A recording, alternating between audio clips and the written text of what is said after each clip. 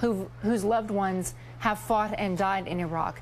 Among them, Dante Zappala, a member of the group Gold Star Family Speak Out. His brother, Sergeant Sherwood Baker, was killed in Iraq in April 2004. Dante, thanks for joining me. Thank you, Contessa. Just give me your reaction to the news that President Obama is prepared to set a date for removing most of the combat troops from Iraq.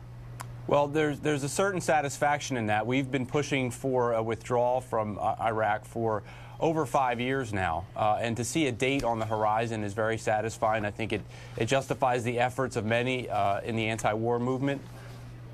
And I know that some of the critics of establishing a timeline have said that it makes the sacrifice for naught if you leave and that the mission isn't accomplished in Iraq, that you don't leave Iraq a safe, secure democracy.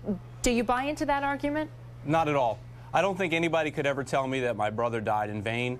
I believe he upheld his oath. He did his part, and that was to serve when called and to die if need be. He did his part, and it's up to the politicians now to find a way out of Iraq. It does not serve our national interests to be there, and I believe that the Iraqis are more than capable to take care of their own country at this point. Dante, I know you wrote a moving column in the Huffington Post last May, but maybe you could share with our viewers a little bit about your brother. Yeah, he was your quintessential big brother. He was you know, a protector, looked after kids, just a great life story, but all too short.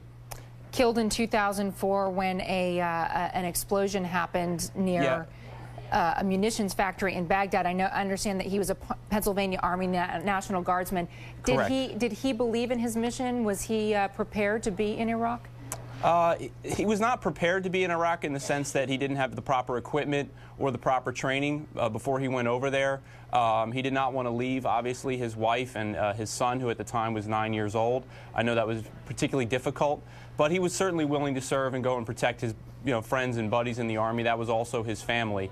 He was searching for weapons of mass destruction, literally, when he was killed, and I think that's something that we're always going to have to deal with. But as a country, I hope that we can keep that in our memory, that we never again send our troops to a war based on lies. Dante, thank you so much for sharing your story, for sharing Sherwood's story. We do appreciate that. Okay, thank you, Contessa. President Obama is scheduled to leave the White House in just a few minutes on his way to Camp Lejeune for that historic